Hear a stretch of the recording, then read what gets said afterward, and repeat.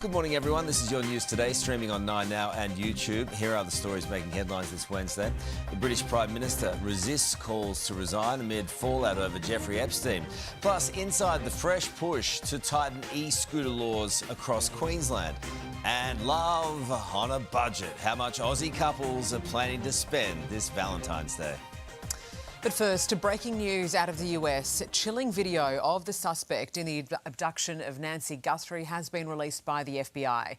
Let's go live to Reid Butler in Los Angeles. Reid, good morning to you. More than a week since she went missing, this is a major development in the hunt for Nancy.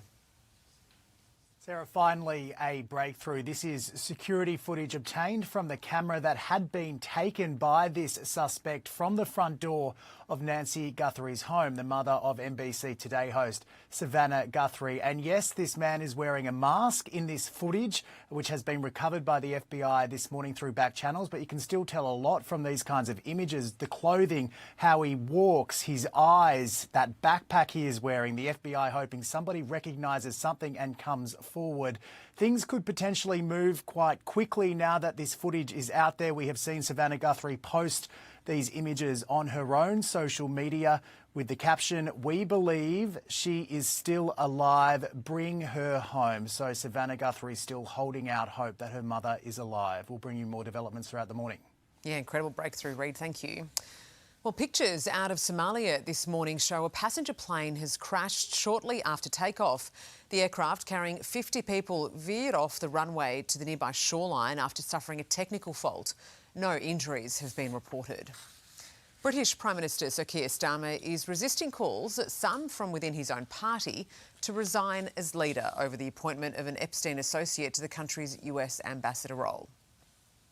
I will never walk away from the mandate I was given to change this country. I will never walk away from the people that I am charged with fighting for.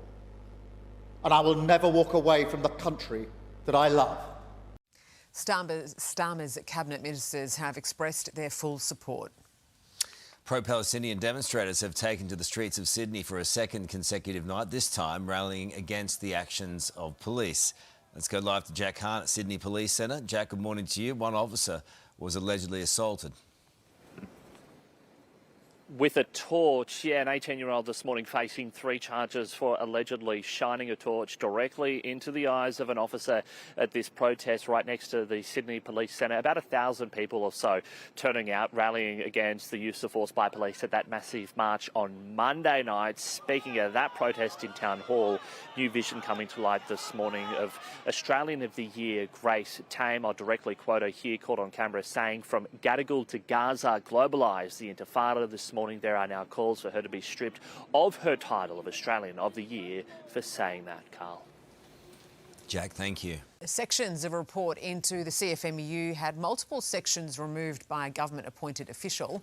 Nine's The Age newspaper finding that the Victorian Labor government turned a blind eye to CFMEU organisations on infrastructure projects.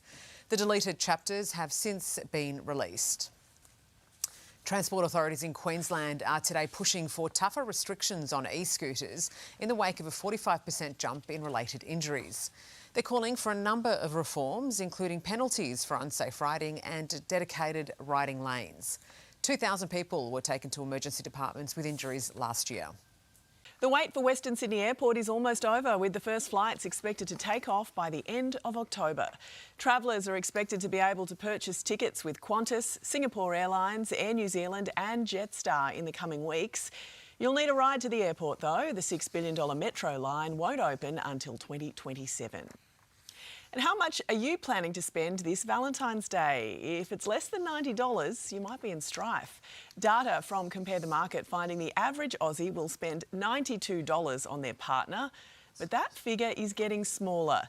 80% said they are looking for a cheaper way to show love, with 31% expected to cook dinner at home, which some of us do every night.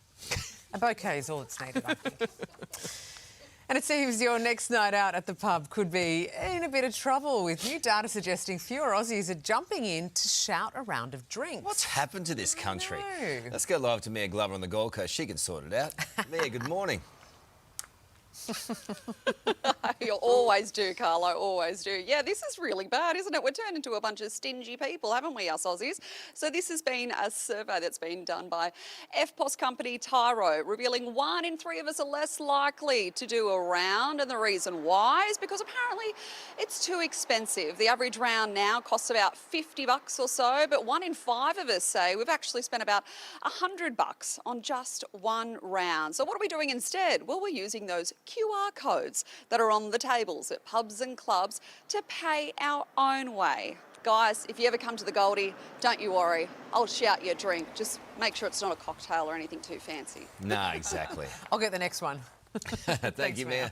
Let's take a look at the weather across the country now. A mostly fine looking Wednesday ahead for Sydney, Canberra and Perth. Some showers expected for Brisbane, Melbourne, Hobart and Adelaide.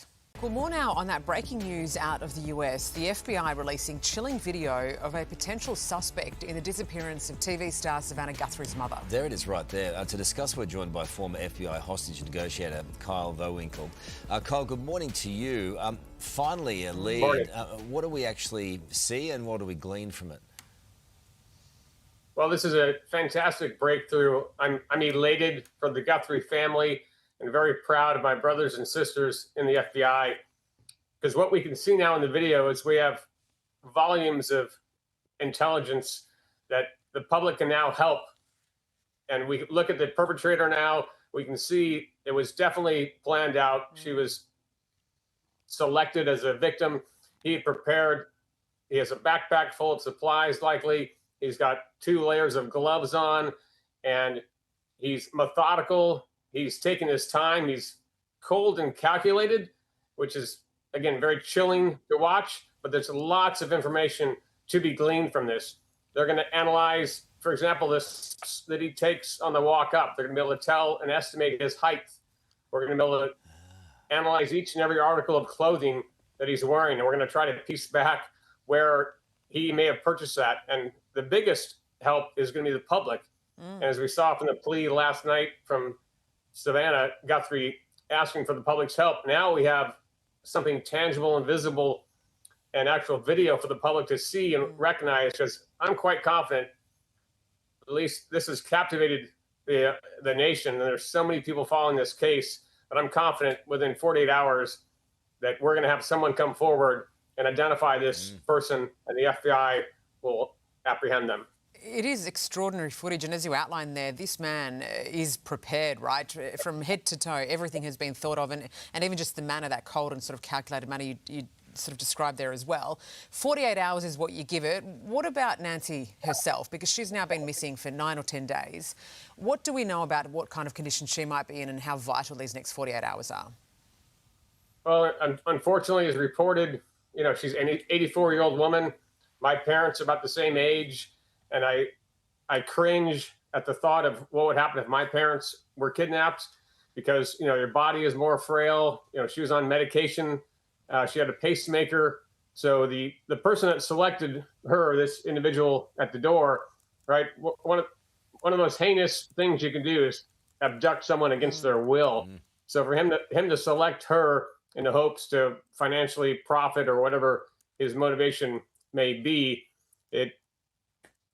there's going to be someone who has seen him behave differently in this past 9 days, because whatever happened to Mrs. Guthrie, and I hope and pray she's okay, but the blood spots on the porch entryway is not a good indication. And the fact that there's no proof of life given, and typical kidnapping for ransom negotiations, the captors always provide proof of life.